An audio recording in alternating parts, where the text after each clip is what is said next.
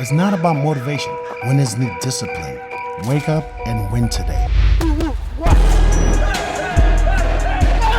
Discipline comes from within. Boxing King Media in association with Boxer. Delighted to have with me Johnny Nelson on his way out of the building. Johnny, great to see you. Thank you for your time. How are you? I was doing so well. I sneaked out the room and I could just hear you shouting, thinking, damn you, man, damn you. I did really well so far. Why do you do that? Why do you try to escape? Like you win. We like talk forever, like one after the other, and because I'm polite and I'm a nice kind of guy, because I'm like, that's why I hang about and I stay about and think, let's do it. But you know what? We'll just have a bit of fun with it. Just an open question first. We had two press conferences there. Marco Congo obviously heading that first one, and then WARDLEY CLARKE on the other one. Just your thoughts from the press conferences and what you took from it. I think the press conference was wicked. I think the whole bill itself, you could, any of those fights could be a chief support, if not me, top of the bill. I think this is probably the best show, non-pay-per-view, that Boxer have done. And this is one of those shows where you can't walk out the room and say, I'll watch the next fight. You're going to want to stay for all of them. So I love it. It's wicked.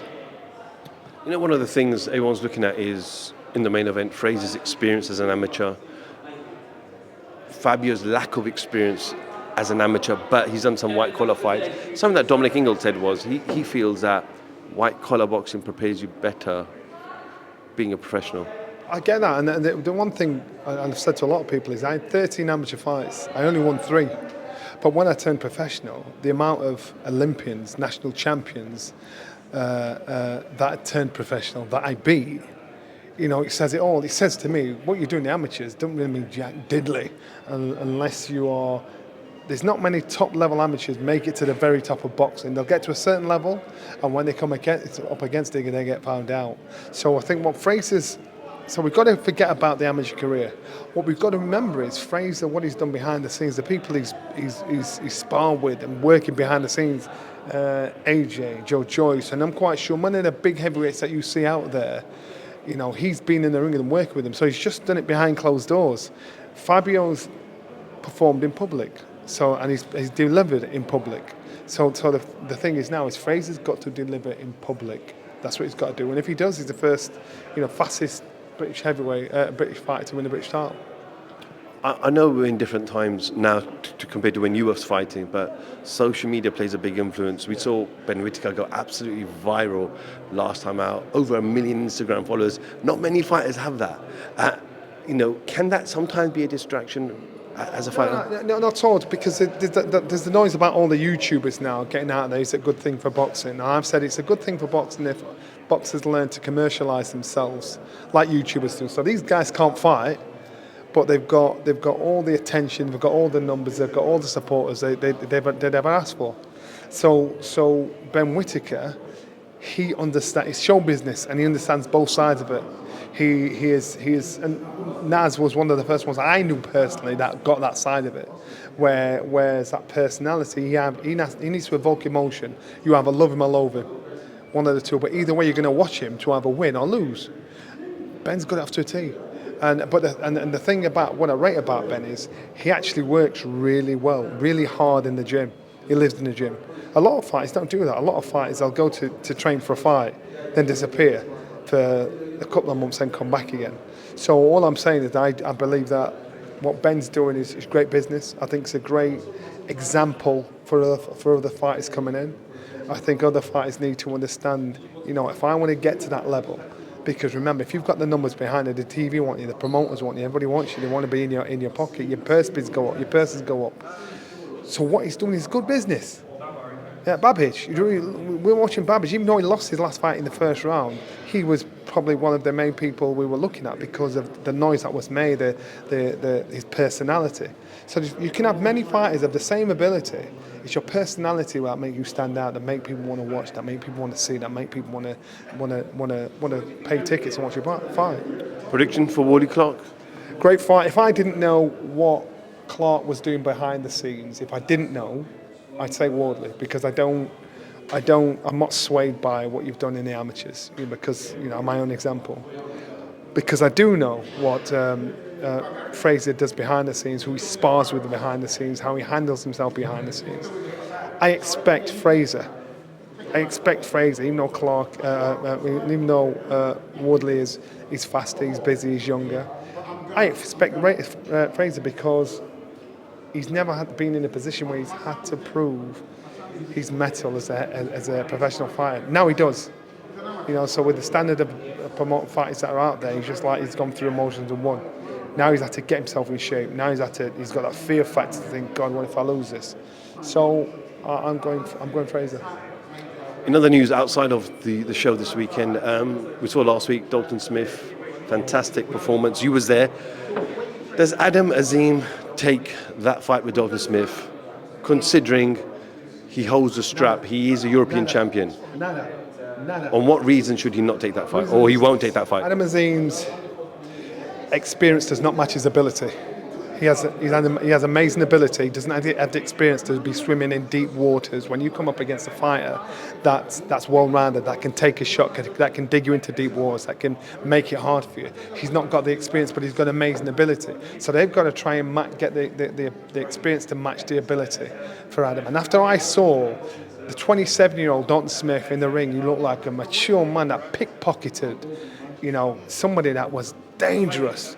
And he kept his shape. I was watching the first round. He kept his shape. Sharpshooter on left, right, in the middle. And again. So he knew he had the speed. He knew he could find the target. Then dropped it down to the body. He showed a maturity, an instinct that you can't buy, borrow, pretend to have. So that from that performance there, I said, Adam, don't need to be getting in with him yet. Wait 2 or 3 fights down the line, then you're going to have to cross paths. So if you're looking at the two of them for natural instinctive ability, I'm going Dalton Smith. If you're looking for the two of them for natural raw power, I'm going to Adam. Adam's got it, but he's naive and he's still learning on the job. That's not a criticism. He's a young guy. He's learning on the job. So sometimes you've got to lose a battle to win a war. We saw Fraser, he should have boxed Fabio in his 6th professional fight. He didn't go on. Now at this stage, it is happening. Wait, be patient. Take the flag, take the stick. Be patient, Adam. And when that fight happens, it'll be amazing. John, you give that example, but at that time, Fraser was mandatory challenger. He wasn't the champion. Adam is the champion. He's a European champion. He's been ordered by the EBU, the British board as well.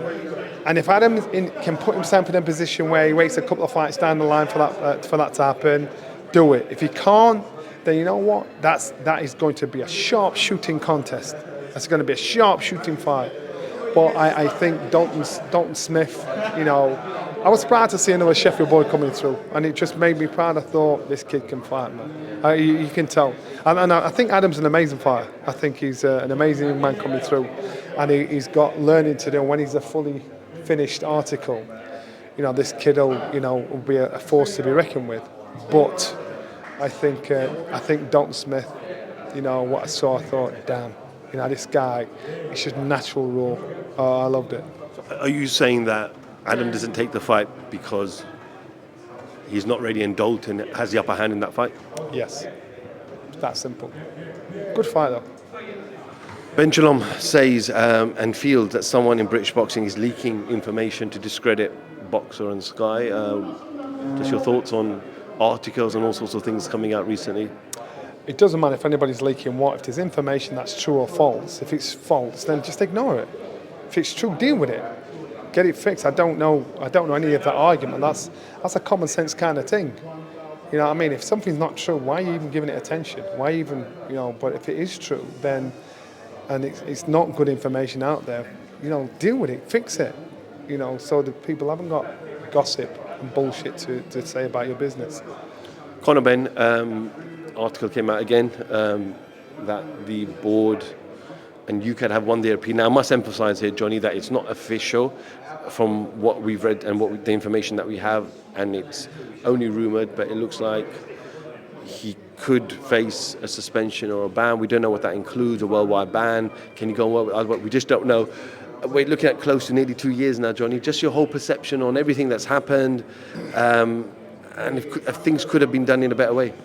Hindsight's a great thing, and the devil's in the detail. We don't know the information in regards to CONOR BENN. We don't know the information in regards to Dillian Whyte. What we do know is CONOR BENN failed the drug test. He protests his innocence, protests his innocence, and in reality, if it had just, I understand he's upset. I ain't done anything wrong. I get that. But he wanted to get on with his career, and that's human emotion. What came out.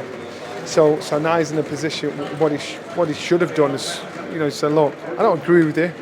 It's bullshit, but I'll take the fine. I'll take the ban. I want to get on with my career. 2 years down the line now, this thing could have been over. So what happens now? What happens next? Is Conor forever going to stick his heels in and say, you know what? No, I'm not doing it. And box in obscure places away from the UK, where he's got a massive UK fan base. To say this young man's got a ban on his licence, he's still got a massive fan base. He's still one of the most popular boxing figures here in the UK. He has to bite the bullet, man. Bite the bullet and say, look, I don't agree with you, bullshit, but I'm going to take it. Lawrence Okolie going to Bridgerweight, fights for the world title in Poland in May. Just your reaction to that as well, please. Nice to see Lawrence back. Nice to see he's back at Bridgerweight. Obviously, that's a stepping stone to heavyweight. I think that's probably the best moves for him. I think he's the guy that people don't want to invite to the party.